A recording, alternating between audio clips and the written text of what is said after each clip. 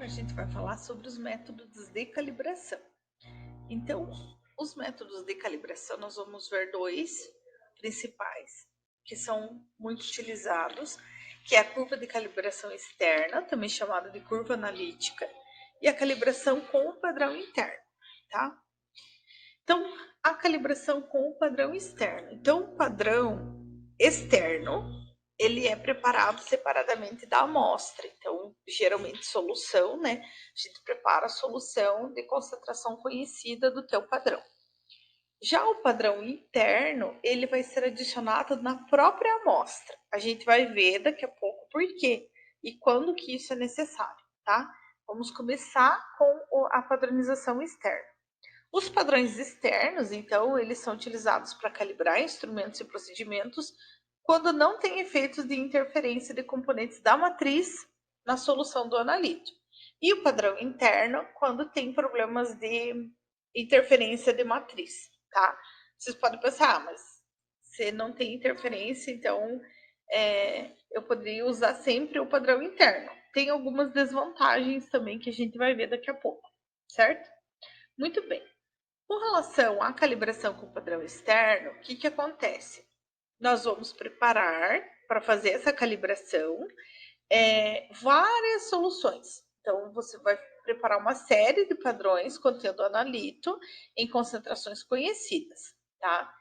Aí, essa calibração, ela vai ser realizada como? Você vai obter a resposta da tua técnica, absorvância, altura de pico, área de pico, em função da concentração que é conhecida, essa concentração conhecida do analito, tá?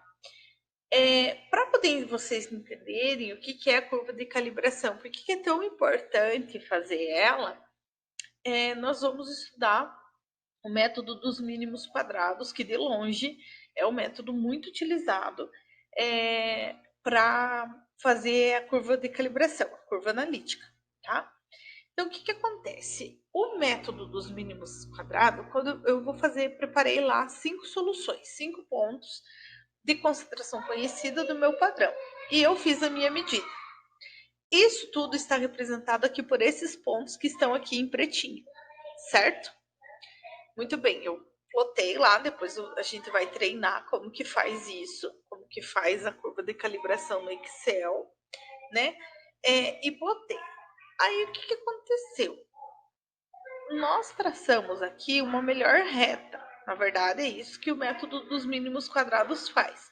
Ele ajusta a melhor reta que passa por entre os pontos, né? De modo a deixar os pontos passando ou na reta ou muito próximo da reta, que é a melhor reta que se adequa, né? É isso que o método dos mínimos quadrados faz. Só que observem que nem todos os pontos vão cair exatamente na reta. Então, aqui a gente tem uma ampliação. Na apresentação dos slides eu tinha uma animação. Agora, para vocês, eu vou simplesmente ampliar. Vou jogar isso aqui para frente e vou ampliar a figura para vocês verem. Então, olha a ampliação desse pontinho aqui. Esse ponto, ele não está passando exatamente aqui nessa reta, né? Mas ele tem um certo desvio. Percebam que esse desvio, ele não, aqui na figura já, ele não está sendo considerado aqui o desvio do quanto ele está distante horizontalmente da reta, mas ele está sendo mostrado o desvio vertical, que é chamado de resíduo, tá? Então, a gente já vai falar um pouquinho mais sobre o método dos mínimos quadrados, e aí vocês vão entender o que significa isso que eu falei, e por que esse resíduo é visto somente na vertical. Então, vejam lá. O método dos mínimos quadrados, ele tem algumas considerações. A primeira consideração é que existe uma relação linear, uma resposta linear, entre a resposta que você mediu lá no teu equipamento ou, né, a tua resposta, absorvância, tudo de pico, o que for, e a concentração analítica do teu padrão, que é chamado de X, tá? Então, a resposta Y vai estar sempre no eixo Y e a concentração do padrão no eixo X, certo? Então, aqui a gente tem a equação da reta, né? Y é igual a mx mais b. Vejam que aqui eu tenho uma simulação de uma curva típica. Eu também vou aumentar ela para vocês verem. Vejam que nós temos aqui a curva, não está mostrando os pontos, mas digamos que foram lá 5 pontos. Exatamente no momento em que a curva encontrou aqui o eixo y, é chamado de intercepto. E o intercepto é o B da minha curva analítica, certo? Enquanto a inclinação, que é chamada de M, que é a variação de y dividido pela variação de x, é o meu M da minha curva analítica. Ou seja, o M é o meu coeficiente angular e o B é o meu coeficiente linear, utilizando lá o método dos mínimos quadrados. Eu tenho que levar em consideração que essa aqui eu só estava mostrando, né, para vocês, o coeficiente angular linear, mas o que é importante aqui, que essa primeira correlação é que existe uma resposta que é linear, que forma uma reta entre a tua resposta e a concentração do teu padrão, tá? Resposta no Y e a concentração do padrão no X. A segunda consideração, e que tem a ver com aquilo que eu falei sobre os resíduos verticais, é que qualquer desvio de pontos individuais da linha reta é decorrente de erros da medida, certo? E nós consideramos, então, que não há erro nos valores X dos pontos. Ou seja, não esqueçam que o que eu falei bem no comecinho, que nós preparamos soluções de diferentes concentrações do padrão. Então, foi o analista que preparou. Nós consideramos que o analista preparou essas soluções com 100% de acerto. Nós não consideramos erro na preparação das soluções. Então, se eu preparei uma solução e eu falei para o meu equipamento lá na hora de fazer que aquela solução era de 10 ppm, é 10 ppm. Então, a gente não considera erro da concentração do analito, ou seja, o erro do X. A gente só considera o erro do Y.